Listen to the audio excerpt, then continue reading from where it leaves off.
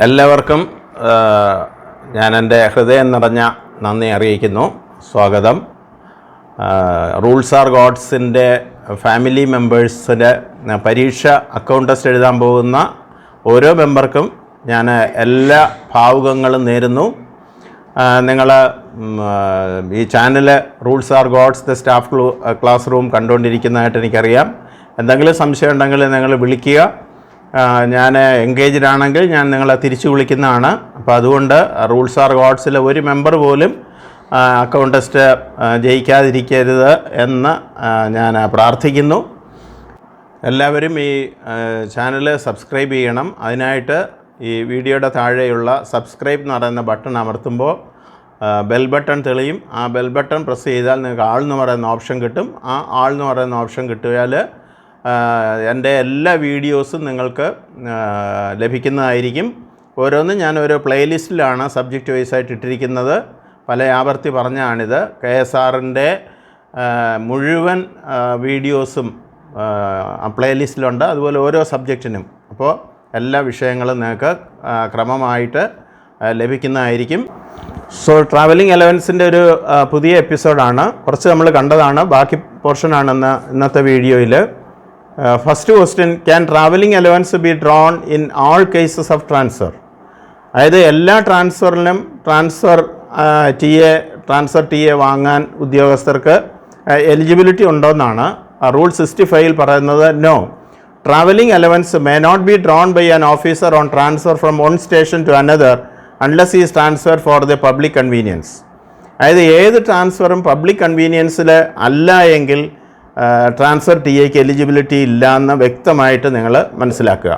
Then an officer on transfer for public convenience is entitled to pay during journey state true or false. Transfer ചെയ്യപ്പെട്ട ഉദ്യോഗസ്ഥന് transfer വേളയിൽ അദ്ദേഹത്തിന് pay and അലവൻസസിന് eligibility ഉണ്ടെന്നാണ്. നിശ്ചയമായിട്ടും is eligible. So this is true. Then request transfer can be treated as transfer on public convenience. Is the statement true? അതായത് request ട്രാൻസ്ഫറിനെ ഇപ്പം നമ്മുടെ convenience അനുസരിച്ച് നമുക്ക് എങ്ങോട്ടെങ്കിലും ഒരു ട്രാൻസ്ഫർ വേണമെന്ന് ഗവൺമെൻറ്റിനോട് അപേക്ഷിച്ചിട്ട് ഒരു ട്രാൻസ്ഫർ നൽകുകയാണെങ്കിൽ can it be treated as on public convenience? അത് പബ്ലിക് കൺവീനിയൻസിലുള്ള ഒരു ട്രാൻസ്ഫറായിട്ട് കണക്കാക്കപ്പെടാമോ എന്നാണ് question. And is the statement true? ഈ പറയുന്നത് ശരിയാണോ? The statement is not true. അത് ശരിയല്ല. A transfer at own request should not be treated as transfer for public convenience unless otherwise directed by the authority that sanctioned the transfer. അതായത് റിക്വസ്റ്റിൽ നമുക്ക് അനുവദിച്ച് തന്ന ഒരു ട്രാൻസ്ഫർ ഒരിക്കലും ഒരു ട്രാൻസ്ഫർ ടി എക്ക് നിങ്ങൾക്ക് എലിജിബിലിറ്റി കാണില്ല എന്നർത്ഥം. അൺലെസ് അതർവൈസ്, അല്ലെങ്കിൽ അല്ലാത്ത പക്ഷം ആ ഓർഡറിൽ കൺസേൺഡ് അതോറിറ്റി കൃത്യമായി രേഖപ്പെടുത്തിയിട്ടുണ്ടാവണം ഈ കേസിൽ ട്രാൻസ്ഫർ ടി എക്ക് എലിജിബിലിറ്റി ഉണ്ട് എന്ന കാര്യം.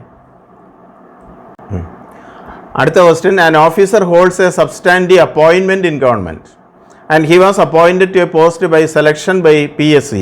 Is he eligible for transfer T A?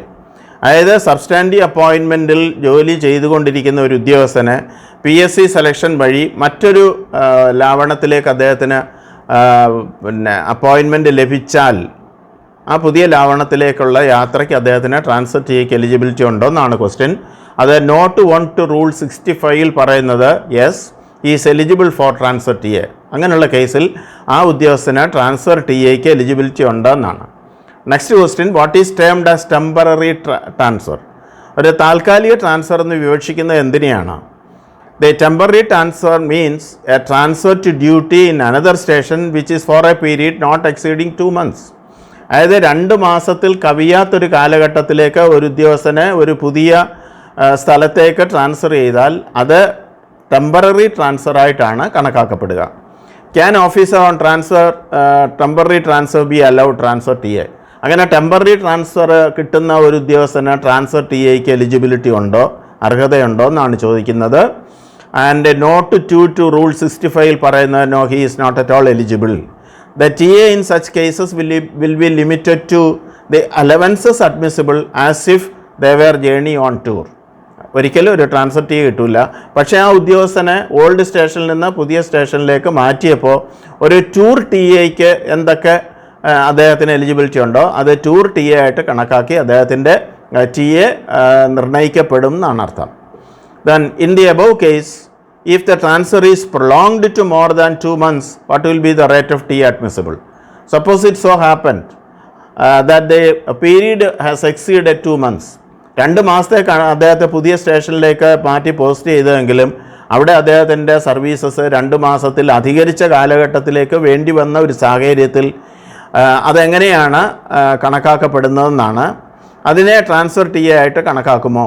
അതായത് റൂൾ 2 റൂൾസ് നോട്ട് 2 റൂൾ 65 പറയുന്നത് in such cases the officer will be allowed transfer T A after deducting what he had already drone. അങ്ങനെയാണെങ്കിൽ ആ ഉദ്യോഗസ്ഥന് transfer T എക്ക് eligibility ഉണ്ട് on condition that നേരത്തെ അദ്ദേഹത്തിന് അനുവദിച്ചു കൊടുത്ത ടൂർ ടി എ ഈ ട്രാൻസ്ഫർ ടി എയിൽ നിന്ന് കിഴിക്കേണ്ടതാണ്, തട്ടിക്കഴിക്കണം എന്നർത്ഥം. And if the T A drone was higher than the transfer T A, നമ്മളിപ്പോൾ പുതുതായി കണക്കാക്കിയ ട്രാൻസ്ഫർ ടി എക്കാൾ കൂടുതൽ എമൗണ്ടാണ് അദ്ദേഹത്തിന് ടൂർ ടി എ ആയിട്ട് കിട്ടിയത്, അങ്ങനെ ഒരു സാഹചര്യം ഉണ്ടെങ്കിൽ അപ്പോൾ അധികം കൊടുത്ത എമൗണ്ട് തിരിച്ചു പിടിക്കണോ എന്ന് സ്വാഭാവികമായിട്ട് നമുക്കൊരു സംശയം തോന്നാം. No, that need not be recovered from the officer. അത് അദ്ദേഹത്തിൽ നിന്ന് തിരിച്ച് ഈടാക്കേണ്ടതില്ല. കാരണം അദ്ദേഹത്തിന് ബോണഫൈഡ് ആയിട്ട് ആ അവസ്ഥയിൽ അദ്ദേഹത്തിന് ലഭിക്കുമായിരുന്ന ടി എ ആണ് കൊടുത്തതെന്ന് മനസ്സിലാക്കുക. So next question is what if a transfer for less than 2 months is not specified as a temporary transfer in the order. അതായത് 2 മാസത്തിൽ കുറഞ്ഞൊരു കാലഘട്ടത്തിലേക്കാണ് അദ്ദേഹത്തെ ട്രാൻസ്ഫർ ചെയ്തത്. But it so happen that it is not specified in the order. പക്ഷേ ആ ഉത്തരവിൽ അതൊരു temporary transfer ആണെന്ന് അതിൽ ക്ലിയർ ആയിട്ട് പറഞ്ഞിട്ടില്ല എങ്കിൽ എന്താണ് അവസ്ഥ? ഗവൺമെൻറ് ഡിസിഷൻ 1 below റൂൾ 65 പറയുന്നത് then it is treated as permanent. Then it will be treated as a permanent transfer as it is not specified. അത് ടെമ്പററി ട്രാൻസ്ഫർ ആണെന്ന് പറഞ്ഞിട്ടില്ലാത്തതുകൊണ്ട് we will take it for granted that this is a permanent transfer ആയിട്ട് നമ്മൾ കണക്കാക്കേണ്ടതായിട്ടുണ്ട്. And the transferring authority should specify in the order the nature of transfer. ആ നേച്ചറിൻ്റെ transfer അതിൽ specify ചെയ്യണമായിരുന്നു, അങ്ങനെ ചെയ്തിട്ടില്ല. അതാണ് അതിൻ്റെ ആൻസർ. അടുത്ത question, both the husband and wife are state government employees and one of them was transferred to a new station. Within 6 months the other was also transferred to the new same station as that of the spouse. Are both of them eligible for transfer TA? അതായത് ഇപ്പോൾ ഭർത്താവിനെ ആദ്യം transfer ചെയ്തു എന്നിരിക്കട്ടെ, പിന്നീട് 6 മാസത്തിനുള്ളിൽ അദ്ദേഹത്തിൻ്റെ wife, 2 പേരും ഗവൺമെൻറ് എംപ്ലോയീസാണ്, അദ്ദേഹത്തിൻ്റെ വൈഫിനെയും അതേ സ്റ്റേഷനിലേക്ക് ട്രാൻസ്ഫർ ചെയ്യുന്നൊരു സാഹചര്യം ഉണ്ടായി എന്ന് സങ്കല്പിക്കുക. അങ്ങനെയാണെങ്കിൽ 2 പേർക്കും ട്രാൻസ്ഫർ ടി എക്ക് എലിജിബിലിറ്റി ഉണ്ടാകുമോ എന്നൊരു സംശയം ന്യായമായും നമുക്ക് ഉണ്ടാകാവുന്നതാണ്. But the answer is given in note 3 below rule 65. No, 2 പേർക്കും ഈ ട്രാൻസ്ഫറിൽ only one person will be eligible for transfer TA and his spouse will be treated as one of the members of his family. മറ്റേയാളിനെ കുടുംബത്തിലെ ഒരു അംഗമായി കണക്കാക്കിയിട്ട് transfer T A നിജപ്പെടുത്തും. നോക്കാം. No, either of them will be allowed to claim transfer T A. ഒന്നുകിൽ ആദ്യം പോയ ഹസ്ബൻഡിന് ട്രാൻസ്ഫർ ടി എ ക്ലെയിം ചെയ്യാം, ഭാര്യ ഒരു മെമ്പർ ഓഫ് ദ ഫാമിലി ആണെന്ന്. അല്ലെങ്കിൽ രണ്ടാമത് പോയ വൈഫിന് വേണമെങ്കിൽ ക്ലെയിം ചെയ്യാം, ഹസ്ബൻഡ് ഫാമിലി മെമ്പറാണെന്ന നിലയ്ക്ക്. And the other being treated as a member of the family not in government employment, he must be deemed as not employed in government. Then a certificate to the effect that the other person has not claimed TA should also be furnished. ഇതിപ്പോൾ 6 മാസത്തെ ഒരു ഗ്യാപ്പോളം, 6 മാസം കഴിഞ്ഞിട്ടല്ല, 6 മാസത്തിനുള്ളിലുള്ളൊരു ഗ്യാപ്പുണ്ട്. അപ്പോൾ അതുകൊണ്ട് ആദ്യം തന്നെ husband claim ചെയ്യുകയും പിന്നെ എല്ലാം മറന്നിട്ട് 4 മാസം കഴിഞ്ഞിട്ട് പുതുതായിട്ടൊരു ക്ലെയിം വൈഫ് കൊണ്ടുവരികയും ചെയ്ത ഒരുപക്ഷെ 2 പേരും ക്ലെയിം ചെയ്യാനുള്ളൊരു സാധ്യത ഉള്ളതുകൊണ്ട് ആ ടി എയിൽ ഒരു കാര്യം സ്പെസിഫിക് ആയിട്ട് സർട്ടിഫൈ ചെയ്തിരിക്കണം. ആ ക്ലെയിമിൽ എന്താണ്? The other person, my spouse has not made any transfer T A claim. ആ സർട്ടിഫിക്കറ്റ് ഉണ്ടെങ്കിൽ മാത്രമേ ആ T A transfer T A പാസ്സാക്കി കൊടുക്കാൻ പാടുള്ളൂ എന്നർത്ഥം. Then question, an officer may draw mileage allowance for transfer journey, state true or false. ഒരു transfer T എക്ക് മൈലേജ് അലവൻസിന് എലിജിബിലിറ്റി ഉണ്ടോയെന്നാണ്. നിശ്ചയമായിട്ടും മൈലേജ് അലവൻസിന് എലിജിബിലിറ്റി ഉണ്ടെന്ന് അർത്ഥം. നേരത്തെ വളരെ ഇമ്പോർട്ടൻ്റ് ആയിട്ടുള്ളൊരു പോയിൻ്റാണ് what is family for the purpose of transfer T A. അപ്പോൾ നമ്മൾ പെൻഷനൊക്കെ പഠിച്ചപ്പോൾ പറഞ്ഞാണ് ഫാമിലിയെ എങ്ങനെ ഡിഫൈൻ ചെയ്യും. ഓരോന്നിനും ഓരോ രീതിയിലാണ് ഫാമിലിയെ ഡിഫൈൻ ചെയ്യുന്നതെന്ന് അറിയണം. ഇപ്പോൾ ഒരു transfer T A claim settle ചെയ്യണമെന്നുണ്ടെങ്കിൽ ആ ഉദ്യോഗസ്ഥൻ്റെ ഫാമിലി ഡെഫിനിഷനിൽ ആരൊക്കെ വരും എന്നറിയണം. So what is family for the purpose of transfer T A? അത് റൂൾ 67F പാർട്ട് 2 KSRൻ്റെ റൂൾ 67F കൃത്യമായി പറഞ്ഞിട്ടുണ്ട്. ഫാമിലി മെമ്പേഴ്സ് എന്ന് പറഞ്ഞാൽ ഒരു ട്രാൻസ്ഫർ ടി എക്ക് ആരൊക്കെയാണ് എലിജിബിൾ ആവുന്നതെന്ന് നമുക്ക് നോക്കാം. Four the purpose of T A family includes the officers wife, then children and stepchildren residing with and wholly dependent upon him or her. Not more than one wife is included. In the case of female officer, the husband should reside with and be wholly dependent on her. അപ്പോൾ ഇത്രയാണ് family മെമ്പേഴ്സായിട്ട് വരുന്നത് ഒരു transfer T എക്ക്. Husband or wife, then children, then step children. ഇത്രയും പേര് മാത്രം. അതും wholly step children wholly dependent on the government officer എന്ന് സർട്ടിഫൈ ചെയ്യുകയും വേണം. അപ്പോൾ ഇത്രയും പേരാണ് ഫാമിലി മെമ്പേഴ്സായിട്ട് വരുന്നത്. ഇത്രയും പേരേ ഉള്ളൂ. മദർ, ഫാദർ ഒന്നും ഇതിൽ ഇൻക്ലൂഡഡ് അല്ല എന്നർത്ഥം. തെറ്റരുത്. പെൻഷനിലെ ഫാമിലിയും ടി എയുടെ ഫാമിലിയും തമ്മിൽ നിങ്ങൾക്ക് തെറ്റാൻ പാടില്ല. Then next question, what is the date of transfer termed as? ഇപ്പോൾ നമ്മൾ പല കാര്യത്തിലും ദ ഡേറ്റ് ഓഫ് ട്രാൻസ്ഫർ എന്ന് പറയുന്നുണ്ട്. ആ date of transfer what does it mean? എന്താണ് അതുകൊണ്ട് ഉദ്ദേശിക്കുന്നത്? Note 2 rule 67F date of transfer means the date on which the officer hands over charge at the old station. അതായത് അദ്ദേഹം ജോലി ചെയ്തുകൊണ്ടിരിക്കുന്ന ആ സ്ഥാപനത്തിൽ അദ്ദേഹം ചാർജ് വിടുന്ന ദിവസം. നിങ്ങൾക്കറിയാം, റിപ്പോർട്ട് ഓഫ് ട്രാൻസ്ഫർ ചാർജ് ഉണ്ട്. ഓരോ ഗവൺമെൻറ് ഉദ്യോഗസ്ഥനും ട്രാൻസ്ഫർ വരുമ്പോൾ ആ ഇരിക്കുന്ന ഓഫീസിൽ ചാർജ് വിടും, പുതിയ ഓഫീസിൽ ചെന്ന് ചാർജ് എടുക്കും. അങ്ങനെ ഒരു പ്രോസസ്സുണ്ട്. അതിൽ ഡേറ്റ് ഓഫ് ട്രാൻസ്ഫർ എന്ന് പറയുന്നത് എന്നാണോ ആ പഴയ സ്ഥാപനത്തിൽ ചാർജ് വിടുന്നത് ആ ഡേറ്റിനെയാണ് നമ്മൾ ഡേറ്റ് ഓഫ് ട്രാൻസ്ഫർ കൊണ്ട് ഉദ്ദേശിക്കുന്നത്. Then the child of an officer on transfer could follow and join him only after 3 months from the date of transfer. Can the officer claim the TA for the child's journey? ഇപ്പോൾ പെട്ടെന്നൊരു transfer വന്നു and he was compelled to rejoin or join that new station. ഒരു transfer കിട്ടിയ ഉടൻ തന്നെ അദ്ദേഹം പുതിയ സ്റ്റേഷനിൽ പോയി ജോയിൻ ചെയ്തു. പക്ഷേ മകന് പഴയ സ്റ്റേഷനിൽ സ്കൂളിൽ പഠിക്കുകയാവാം. ഉടനെ തന്നെ അത് കുട്ടിയെ TC വാങ്ങിച്ചിട്ട് പുതിയ സ്കൂളിൽ ചേർക്കുക അസാധ്യമാണെന്നറിയാം. പക്ഷേ 3 മാസത്തിനകമാണ് ആ കുട്ടി TC ഒക്കെ വാങ്ങിച്ചിട്ട് പുതിയ സ്റ്റേഷനിലേക്ക് അച്ഛൻ്റെ കൂടെ പോകുന്നതെന്ന് സങ്കല്പിക്കുക. അങ്ങനെയാണെങ്കിൽ ആ കുട്ടിക്ക് ട്രാൻസ്ഫർ ടിക്ക് എലിജിബിലിറ്റി ഉണ്ടോ എന്നാണ് ഇവിടുത്തെ question. The answer is yes. A member of an officer's family who follows him within 6 months or precedes him by not more than 1 month from the date of transfer may be treated as accompanying him. So this is the cardinal point. അതായത് ഏറ്റവും പ്രധാനപ്പെട്ട ഒരു transfer ടിയിലെ ഒരു തത്വമാണിത്. ഒരു transfer കിട്ടിയാൽ ഉദ്യോഗസ്ഥൻ പോയി 6 മാസത്തിനുള്ളിൽ അദ്ദേഹത്തിൻ്റെ ഫാമിലി മെമ്പേഴ്സ് യാത്ര ചെയ്താൽ അവർക്കൊക്കെ ട്രാൻസ്ഫർ ടിക്ക് എലിജിബിലിറ്റി ഉണ്ട്. As if they have accompanied him. അദ്ദേഹത്തോടൊപ്പം പോയതായി കണക്കാക്കി ട്രാൻസ്ഫർ ടിക്ക് എലിജിബിലിറ്റി ഉണ്ട്. അത് 6 months ഫ്യൂച്ചറിലാണ്. ഇതല്ല, if 1 month before his transfer, അദ്ദേഹത്തെ ട്രാൻസ്ഫർ ചെയ്യുന്നതിന് 1 മാസം മുമ്പേ കുട്ടി യാത്ര ചെയ്തു, അല്ലെങ്കിൽ വൈഫ് അങ്ങ് യാത്ര ചെയ്തു എന്നിരിക്കട്ടെ. അങ്ങനെയാണെങ്കിൽ 1 month preceding his date of transfer, in that case also the family member is eligible for transfer T A. അപ്പോൾ ഈ പോയിന്റ് വളരെ വ്യക്തമായിട്ട് മനസ്സിലാക്കണം. ഡേറ്റ് ഓഫ് ട്രാൻസ്ഫറിന് 1 മാസം മുമ്പും ഡേറ്റ് ഓഫ് ട്രാൻസ്ഫറിന് 6 മാസം കഴിഞ്ഞും, വിത്തിൻ 6 months കഴിഞ്ഞല്ല 6 മാസത്തിനുള്ളിലും ഫാമിലി മെമ്പേഴ്സ് യാത്ര ചെയ്താൽ അവർക്ക് സാധാരണ രീതിയിൽ ആ ഉദ്യോഗസ്ഥൻ്റെ എലിജിബിലിറ്റി അനുസരിച്ചുള്ള ട്രാൻസ്ഫർ ടി എ അനുവദിക്കപ്പെടും എന്ന് ഓർക്കുക. Then how is personal defects defined in T A rules? എങ്ങനെയാണ് ടി എ റൂൾസിൽ പേഴ്സണൽ ഡിഫക്ട്സ് ഡിഫൈൻ ചെയ്തിരിക്കുന്നതെന്നാണ്. ഒരു ട്രാൻസ്ഫർ ടി എയുടെ ഏറ്റവും പ്രധാനപ്പെട്ട ഒരു കാര്യമാണ് personal defects.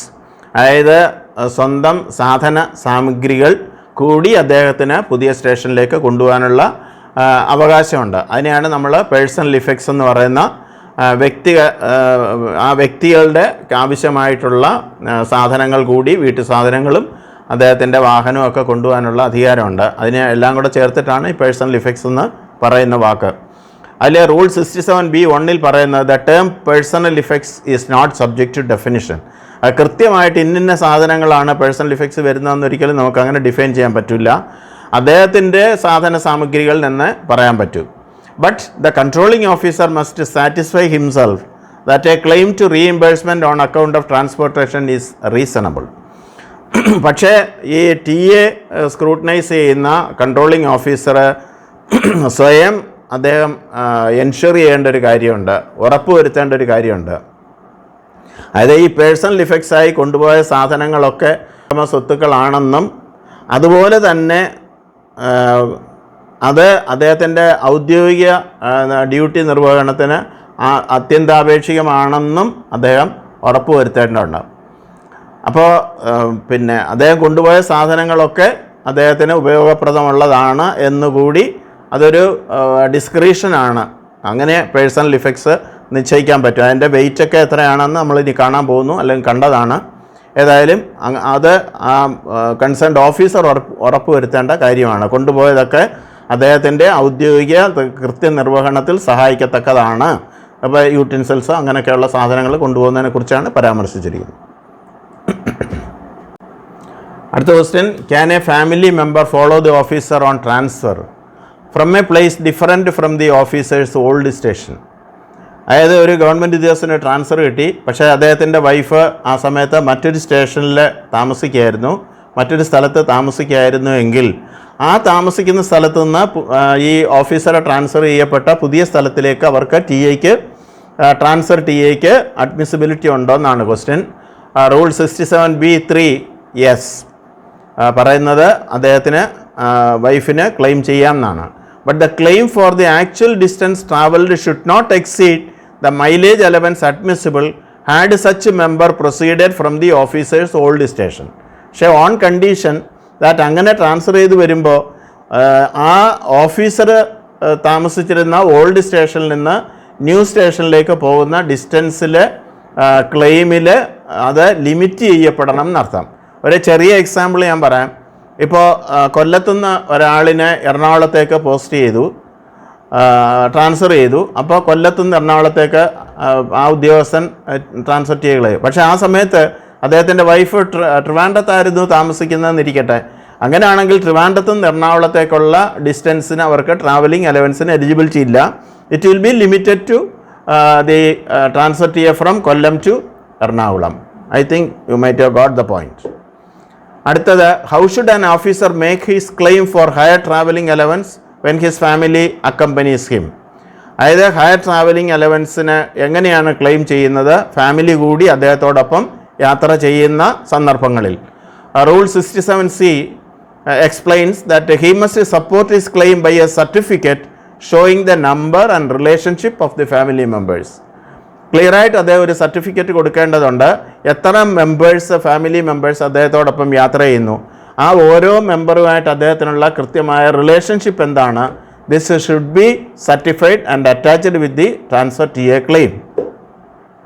Can A motor car B treated as A personal effects? അപ്പോൾ ഒരു ഉദ്യോഗസ്ഥൻ ഒരു മോട്ടോർ കാർ മെയിൻറ്റെയിൻ ചെയ്യുന്നു എന്നിരിക്കട്ടെ, അദ്ദേഹത്തിന് ട്രാൻസ്ഫർ ചെയ്യപ്പെടുമ്പോൾ പേഴ്സണൽ ഇഫക്ട്സിൻ്റെ കൂടെ മോട്ടോർ കാർ കൺവേ ചെയ്യാനുള്ള അവകാശം അദ്ദേഹത്തിനുണ്ടോ എന്നാണ് ചോദിക്കുന്നത്.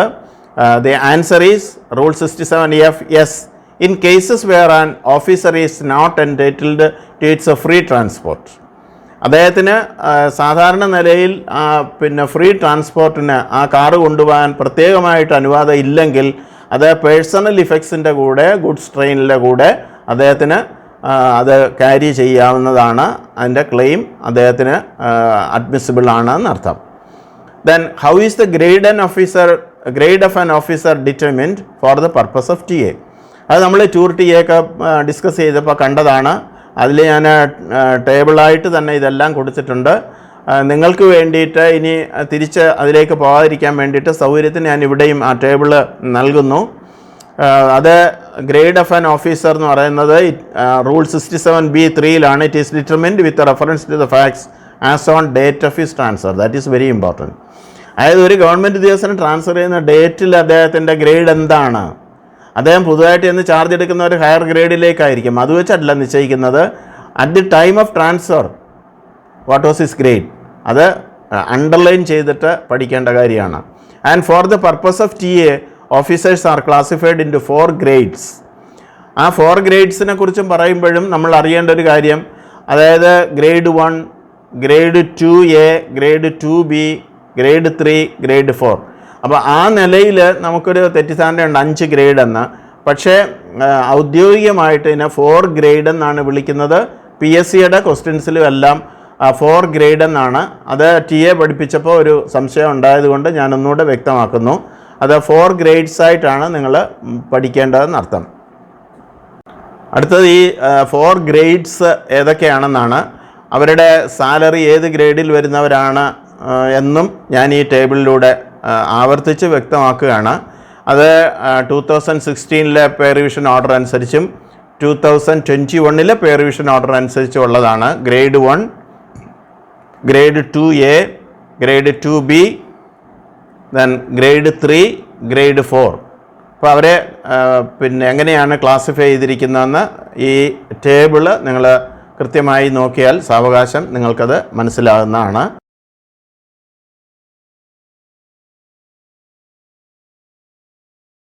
അതോടൊപ്പം തന്നെ the eligible class of travel by train for each grade will be as follows. ഇപ്പോൾ ട്രെയിനിൽ യാത്ര ചെയ്യുമ്പോൾ ഓരോ ഗ്രേഡുകാർക്കും എലിജിബിൾ ആയിട്ട് ട്രെയിനിൽ എലിജിബിൾ ആയിട്ടുള്ള ക്ലാസിൻ്റെ ടേബിൾ കൂടി ഞാനിവിടെ ഇടുന്നുണ്ട്. Grade 1 second AC, grade 2A first class. If the train doesn't have A first class then second AC. Grade 2B third AC. If the train doesn't have third AC then first class. Grade 3 second class, grade 4 second class. ഇത് ആ table നിങ്ങൾ കൃത്യമായിട്ട് ഓർത്തിരിക്കുക. അടുത്ത ഈ not കൂടി നിങ്ങൾ ശ്രദ്ധിക്കുക. Four the purpose of TA, basic pay includes personal pay also. അതും വ്യക്തമായിട്ട് മനസ്സിലാക്കുക. ബേസിക് പേ എന്ന് പറഞ്ഞാൽ പേഴ്സണൽ പേ എന്താണെന്നൊക്കെ പേ ഫിക്സേഷൻ നമ്മൾ പഠിച്ചതാണ്. അതുകൊണ്ട് ആ പേഴ്സണൽ പേയോട് ചേർത്തിട്ടുള്ള അദ്ദേഹത്തിൻ്റെ പേ ആണ് കണക്കാക്കുന്നത്. ഒരു എയർ ജേണി ആർക്കാണ് എലിജിബിൾ? ഓഫീസേഴ്സിൻ്റെ revised scale of ₹55,350 to 1,01,400 and above will be eligible for air journey. ഈ റേഞ്ചിൽ പേ വാങ്ങുന്നവർക്ക് എയർ ജേണിക്ക് അഡ്മിസിബിലിറ്റി ഉണ്ട്. പക്ഷേ ഇത് പേ റിവിഷൻ ഓർഡേഴ്സ് 2016 അനുസരിച്ചിട്ടാണ്. അത് ഞാൻ ലേറ്റസ്റ്റ് ആയിട്ടുള്ള പേ റിവിഷൻ്റെ റേഞ്ച് കൂടി ഇവിടെ തരുന്നു.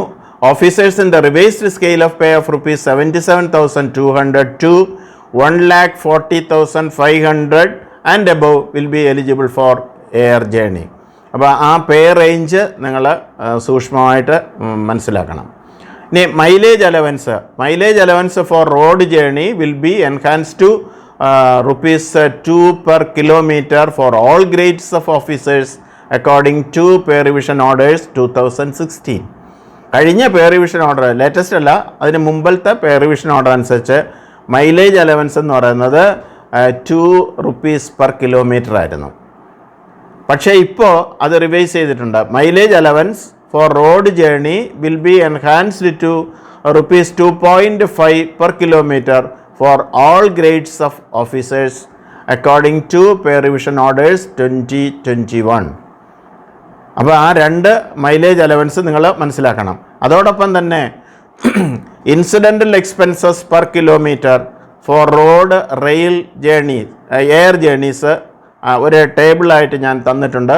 The rates of incidental expenses for rail road air journeys will be as follows. ആ ടേബിൾ നിങ്ങളൊന്ന് കാണുക.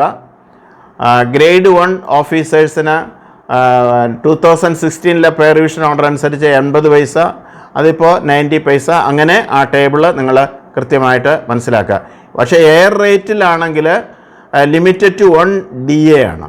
അത് ഈ ടേബിളിൽ നിന്ന് പഠിക്കുക.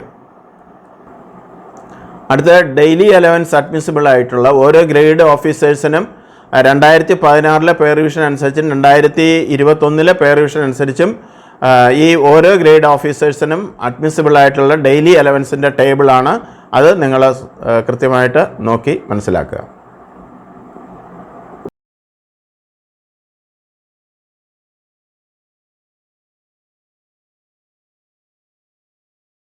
അടുത്തൊരു table classification of government officials four carrying personal effects on transfer. Transfer ടിയുടെ കൂടെ ക്ലെയിം ചെയ്യാവുന്നതാണ് പേഴ്സണൽ ഇഫക്ട്സ്. കാരണം അവരുടെ സാധന സാമഗ്രികൾ ട്രാൻസ്ഫർ ചെയ്യുന്നതിന് ഉള്ള എലിജിബിലിറ്റിയാണ്. അതിൽ officers in whose actual basic pay 50,400 and above, അങ്ങനെയുള്ളവർക്ക് പുതിയ പേ റിവിഷനിൽ അത് 70,000 ആൻഡ് എബവ് ആക്കിയിട്ടുണ്ട്. അതിലെ വെയ്റ്റ് ഓഫ് പേഴ്സണൽ ഇഫക്ട്സ് എന്ന് പറഞ്ഞാൽ 3,000 ആണ്. അതിനടുത്ത കാറ്റഗറിക്ക് 2,000, അതിനടുത്ത കാറ്റഗറിക്ക് 1,500 ആണ്. ആ റേറ്റ് അഗെയിൻ റേഞ്ച് നിങ്ങൾ നോക്കി പഠിക്കുക. അടുത്ത ഈ പേഴ്സണൽ ഇഫക്ട്സ് കൊണ്ടുപോകുമ്പോൾ, സാധന സാമഗ്രികൾ കൊണ്ടുപോകുമ്പോൾ അത് ലോഡിംഗ് ഉണ്ട്, അൺലോഡിംഗ് ഉണ്ടെന്ന് നമുക്കറിയാം. അപ്പോൾ ആ ലോഡിംഗ് ആൻഡ് അൺലോഡിംഗ് അഡ്മിസിബിളായിട്ടുള്ള റേറ്റ് കൂടെ ഇവിടെ കൊടുത്തിട്ടുണ്ട്. ഈ നേരത്തെ പറഞ്ഞ പേഴ്സണൽ ഇഫക്ട്സിൻ്റെ വെയിറ്റൊക്കെ എപ്പോഴും PSC പരീക്ഷയ്ക്ക് ചോദിക്കുന്ന ക്വസ്റ്റ്യനാണ്. അതുകൊണ്ട് നിങ്ങൾ കൂടുതൽ പ്രാധാന്യത്തോടെ ഇത് മനസ്സിലാക്കണം. ഇവിടെ ലോഡിംഗ് ആൻഡ് അൺലോഡിംഗ് ആണ്. ഗ്രേഡ് 1, 2A, 2B അങ്ങനെയൊക്കെ ഉള്ളവർക്ക് എത്രയാണ് 900, 500, 450 എന്ന് പറയുന്ന റേറ്റ് ഇവിടെ കൊടുത്തിട്ടുണ്ട്. അത് നിങ്ങൾ കാണാതെ പഠിക്കേണ്ടതാണ്. അടുത്ത question, what is the TA entitlement of an officer if the journey is by rail? അദ്ദേഹം ട്രെയിനിലാണ് യാത്ര ചെയ്യുന്നതെങ്കിൽ അദ്ദേഹത്തിൻ്റെ ട്രാൻസ്ഫർ ടിയുടെ എൻടൈറ്റിൽമെൻറ്റ് അർഹമായിട്ടുള്ള തുക എങ്ങനെ നിശ്ചയിക്കും എന്നാണ്. അത് റൂൾ 67A(1)(1) പറയുന്നത്, if the journey is by rail mileage allowance is at twice the rate applicable to him. അതായത് റെയിൽവേ ജേർണിയാണ് നടത്തുന്നത്, ട്രെയിനിലാണ് യാത്ര ചെയ്യുന്നതെങ്കിൽ mileage allowance at twice the rate അദ്ദേഹത്തിന് അർഹമായിട്ടുള്ള റേറ്റിൻ്റെ ഇരട്ടി മൈലേജ് അലവൻസ് ആയിട്ട് നൽകുന്നതാണ്. And if the journey is by steamer, കപ്പലിലൊക്കെയാണ് പോകുന്നതെങ്കിൽ 3 fares of the class of accommodation, ആ അദ്ദേഹത്തിന് എലിജിബിൾ ആയിട്ടുള്ള അക്കോമഡേഷനിൽ 3 ഫെയേഴ്സിന് എലിജിബിലിറ്റി ഉണ്ട്. The fares being limited to the lowest rate of such class. ഏത് ക്ലാസ്സിലാണോ യാത്ര ചെയ്യുന്നത് അതിൻ്റെ ലോവസ്റ്റ് റേറ്റ് എത്രയാണോ അതിൻ്റെ 3 മടങ്ങ് അദ്ദേഹത്തിന് എലിജിബിലിറ്റി ഉണ്ട്. If the journey is performed by first class by first and second grade officers and the necessary certificate is produced, the officer may claim single rail fare and 3 times the incidental charges admissible to him. അതുപോലെ if the journey is by first ക്ലാസ്സിലാണ് first and second grade officers യാത്ര ചെയ്യുന്നതെങ്കിൽ കൃത്യമായിട്ടുള്ള ഒരു certificate, യാത്ര ചെയ്ത് first ക്ലാസ്സിലാണ് എന്ന് ബോധിപ്പിക്കുന്ന ഒരു സർട്ടിഫിക്കറ്റ് പ്രൊഡ്യൂസ് ചെയ്താൽ he may claim single rail fare, അദ്ദേഹത്തിന് അഡ്മിസിബിൾ ആയിട്ടുള്ള സിംഗിൾ റെയിൽ ഫെയർ അദ്ദേഹത്തിന് ക്ലെയിം ചെയ്യാം. അതോടൊപ്പം തന്നെ 3 ടൈംസ് ദി ഇൻസിഡൻ്റൽ ചാർജസ് ഒക്കെ നമ്മൾ ആ ടേബിളിൽ തന്നിട്ടുണ്ട്, അതിൻ്റെ 3 മടങ്ങും അദ്ദേഹത്തിന് അനുവദനീയമാണ്. അടുത്തത്, if 2 adult members accompany him then additional mileage allowance at the rates applicable is admissible. അതായത് അദ്ദേഹത്തോടൊപ്പം 2 അഡൽട്ട് മെമ്പേഴ്സ്, പ്രായപൂർത്തിയായ അംഗങ്ങൾ കൂടി യാത്ര ചെയ്യുന്നുവെങ്കിൽ ദ റേറ്റ്സ് ആപ്ലിക്കബിൾ എന്ന് പറയുന്നത് ഒരു അഡീഷണൽ മൈലേജ് അലവൻസിന് എലിജിബിലിറ്റി ഉണ്ട്. And if more than 2 family members accompany him it will be twice such rates. അതായത് അദ്ദേഹത്തിനോടൊപ്പം യാത്ര ചെയ്യുന്നത് 2ൽ കൂടുതൽ അംഗങ്ങളാണ് എങ്കിൽ it will be limited to twice such rates. ആ മൈലേജിൻ്റെ ട്വൈസ് റേറ്റിൽ അത് ലിമിറ്റ് ചെയ്യപ്പെടും. If the family members perform journey by first class in the case of grade 1, 2 officers an extra fare for each adult member for whom full fare is actually paid and 1/2 fare for child for whom such fare is actually paid is admissible. ആ family members journey അദ്ദേഹത്തോടൊപ്പം നടത്തുന്നുണ്ട്, by first ക്ലാസ്സിലാണ് പോകുന്നതെങ്കിൽ in the case of grade 1 and 2 ഓഫീസേഴ്സിൻ്റെ കേസിൽ an extra fare for each adult member, ഓരോ adult മെമ്പർക്കും ഓരോ ഫെയറിന് എലിജിബിലിറ്റി ഉണ്ട്. ഫുൾ ഫെയർ കിട്ടുന്നവർക്ക്. ഒരു കുട്ടിയാണ് അല്ലെങ്കിൽ പിന്നെ 1/2 ഫെയർ ആണ് ഒരു ചൈൽഡിന് അഡ്മിസിബിൾ ആയിട്ടുള്ളത്. അപ്പോൾ ഈ തരത്തിലാണ് അദ്ദേഹത്തിൻ്റെ ട്രാൻസ്ഫർ TA ക്ലെയിം നിർണ്ണയിക്കേണ്ടതെന്ന് അർത്ഥം. Then what is the TA entitlement of an officer for journey by road? റോഡിലൂടെ യാത്ര ചെയ്യുമ്പോൾ അദ്ദേഹത്തിൻ്റെ എൻറ്റൈറ്റിൽമെൻ്റ് ആണ് he may draw mileage allowance at twice the rate applicable to him. അദ്ദേഹത്തിന് മൈലേജ് അലവൻസിൻ്റെ ഡബിൾ റേറ്റ് കിട്ടും എന്നർത്ഥം, twice the rate. And he may draw additional mileage allowance at the rate applicable to him if 2 members of his family accompany him. അദ്ദേഹത്തോടൊപ്പം 2 members യാത്ര ചെയ്യുന്നെങ്കിൽ ഒരു additional മൈലേജിന് കൂടി eligibility ഉണ്ട്. And if 2 members of his family accompany and at twice the rate if more than 2 members accompany him. 2-ൽ കൂടുതൽ ആളുകൾ അദ്ദേഹത്തെ അനുഗമിക്കുന്നു എങ്കിൽ ഒരു മൈലേജ് അലവൻസിന് കൂടി എലിജിബിലിറ്റി ഉണ്ട്. അപ്പോൾ കൃത്യമായിട്ടത് മനസ്സിലാക്കുക. Then government decision, children below 5 years can be counted as a member of a family for the purpose of claiming road mileage under the rule above. അപ്പോൾ നമ്മൾ 2 പേര് പോകുന്നു 3 പേര് പോകുന്നു എന്നൊക്കെ പറഞ്ഞതിൽ ഒരു ചൈൽഡാണ് ബിലോ 5 ഇയേഴ്സ് അവർക്ക് ക്ലെയിം ഇല്ല യഥാർത്ഥത്തിൽ. പക്ഷേ ബിലോ 5 ഇയേഴ്സ് ആയിട്ടുള്ള ഒരു ചൈൽഡ് അക്കമ്പനി, ഇതൊരു പ്രധാനപ്പെട്ട പോയിൻ്റാണ്. അക്കമ്പനി ചെയ്യുന്നതെങ്കിൽ ഈ നേരത്തെ പറഞ്ഞ 2 members എന്ന് പറയുന്ന ഇത് നിശ്ചയിക്കാൻ വേണ്ടിയിട്ട് ഈ ചൈൽഡിനെ കൂടി ഒരു മെമ്പറായിട്ട് കണക്കാക്കിയിട്ട് അത് TA റെഗുലേറ്റ് ചെയ്യാം എന്നർത്ഥം, മൈലേജ് അലവൻസിന് എലിജിബിലിറ്റി വരും എന്നർത്ഥം. Then what is TA entitlement of an officer who is transferred or permitted to hand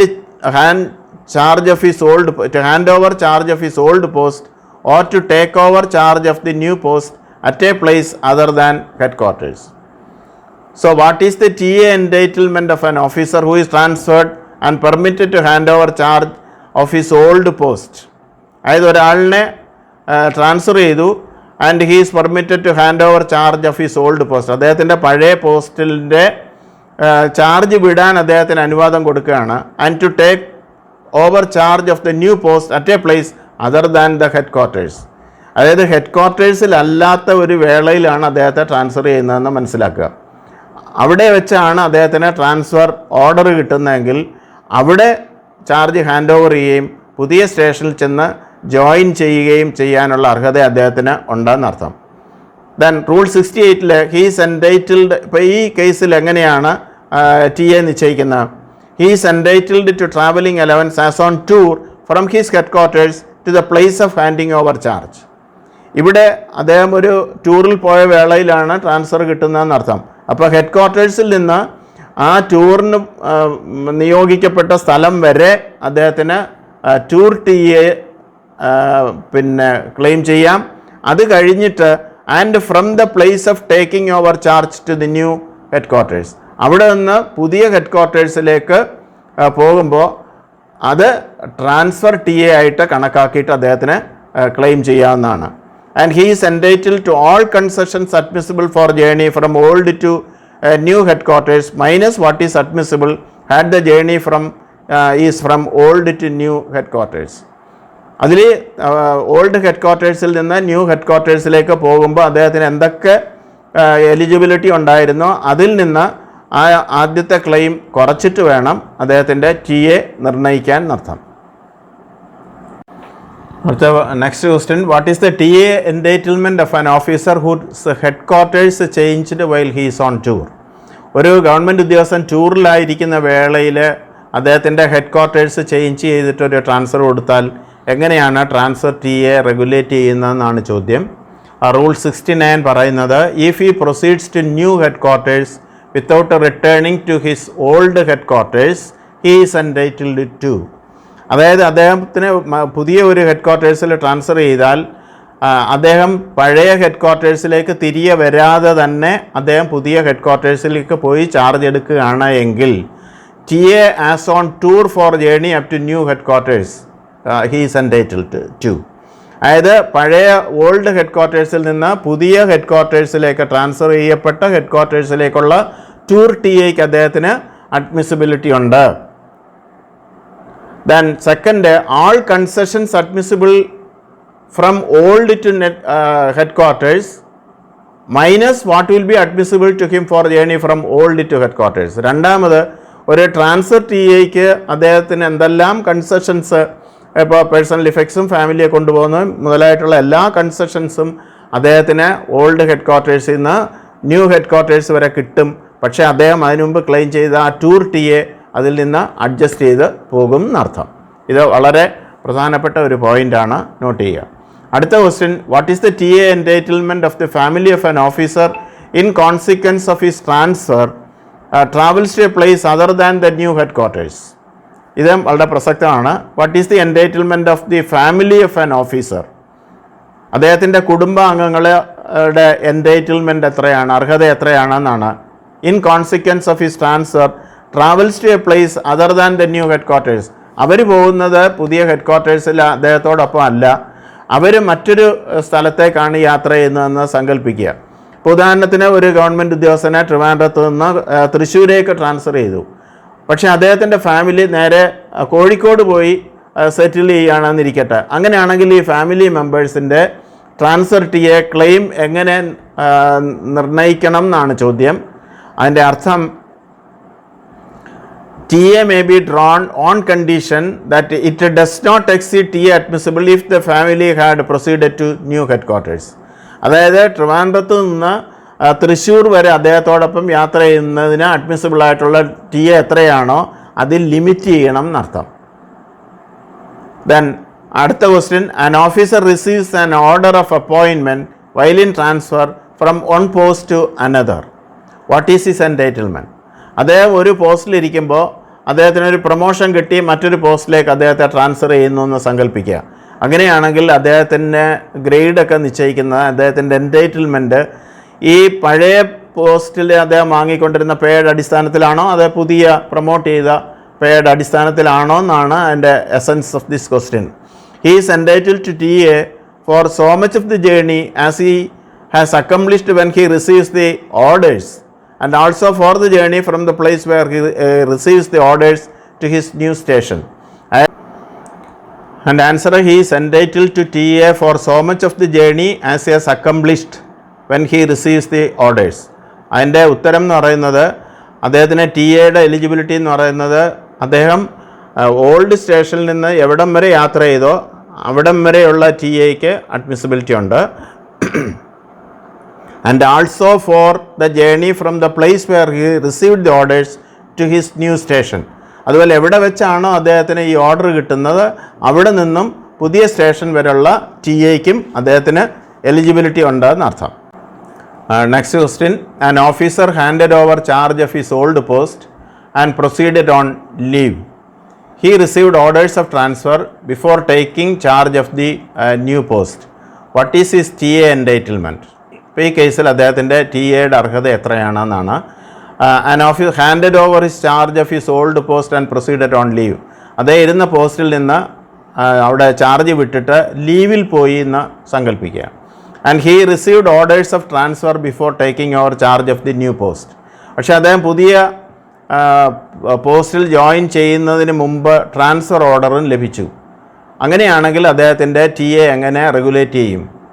Rule 72, if he goes on leave for not exceeding 4 months, 4 മാസത്തിൽ അധികരിച്ച കാലത്തേക്കല്ല അദ്ദേഹം ലീവിൽ പോകുന്നതെങ്കിൽ he is entitled to TA as for his journey from his old to his new post.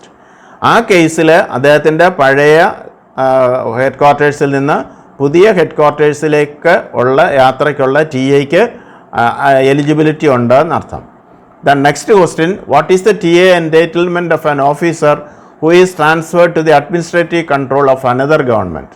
അതായത് ഒരു ഗവൺമെൻറ്റിൽ നിന്ന് അദ്ദേഹത്തിനെ മറ്റൊരു ഗവൺമെൻറ്റിൻ്റെ നിയന്ത്രണത്തിലുള്ള ഓഫീസിലേക്ക് അല്ലെങ്കിൽ നിയന്ത്രണത്തിലേക്കാണ് ട്രാൻസ്ഫർ ചെയ്യപ്പെടുന്നതെങ്കിൽ ടി എ എങ്ങനെയാണ് റെഗുലേറ്റ് ചെയ്യുന്നത്, ക്ലെയിം ചെയ്യുന്നതെന്നാണ്. Rule 73 is very specific in this case.